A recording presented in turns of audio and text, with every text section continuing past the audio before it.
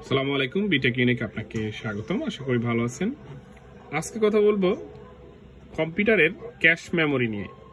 আপনার কম্পিউটারের যে র্যাম আছে, র্যামে যদি আপনার ক্যাশ জমে যায়, মানে ক্যাশ যদি বেশি হয়ে যায়, তখন কিন্তু আপনার কম্পিউটার স্লো হয়ে যাবে। সেক্ষেত্রে আপনারা কিভাবে শর্টকাট ওয়েতে এই ক্যাশগুলো রিমুভ করতে পারবেন এবং আপনার কম্পিউটারকে ফাস্ট করবেন। তো আমরা এই জন্য প্রথমে যাব এখানে টাস্ক ম্যানেজার। টাস্ক ম্যানেজারে গেলে দেখেন এখানে আছে পারফরমেন্স ক্লিক করবেন। করার পরে দেখেন এই যে এখানে আপনার র্যাম এখন অ্যাভেলেবেল আছে 4GB, কিন্তু আপনার ক্যাশ হয়ে আছে 3GB।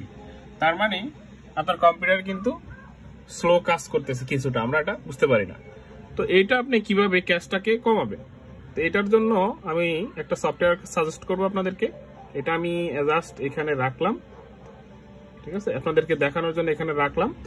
আর হচ্ছে আমি একটা সফটওয়্যার সাজেস্ট করবো, যেটা হচ্ছে মাইক্রোসফট র্যাম ম্যাপ, হ্যাঁ, সিস ইন্টারনালস।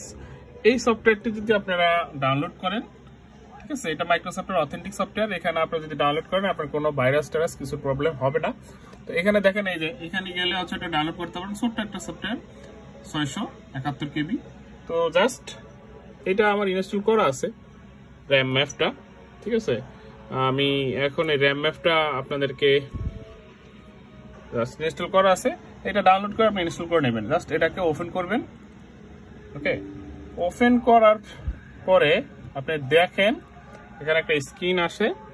এই স্ক্রিন আর এই স্ক্রিনটা আমি যদি আপনাকে পাশাপাশি রাখি, জাস্ট এইখানে পরিবর্তন করলে একটু সময় নেবে। এখানে দেখেন এখন কত আছে আমার 3.4GB। জাস্ট এখানে আপনি যাবেন এমটিতে, ক্লিক করবেন, করে এখানে দিবেন এমটি স্ট্যান্ড বাই লিস্ট। একটু ওয়েট করেন, দেখেন 475 মেগাবাইটে কিন্তু চলে আসছে। তো যদি ভিডিওটি ভালো লাগে অবশ্যই চ্যানেলটি সাবস্ক্রাইব করবেন এবং লাইক করবেন, কমেন্ট করবেন। আবার ফিরে আসবেন নতুন কোনো ভিডিও নিয়ে। আল্লাহ হাফেজ।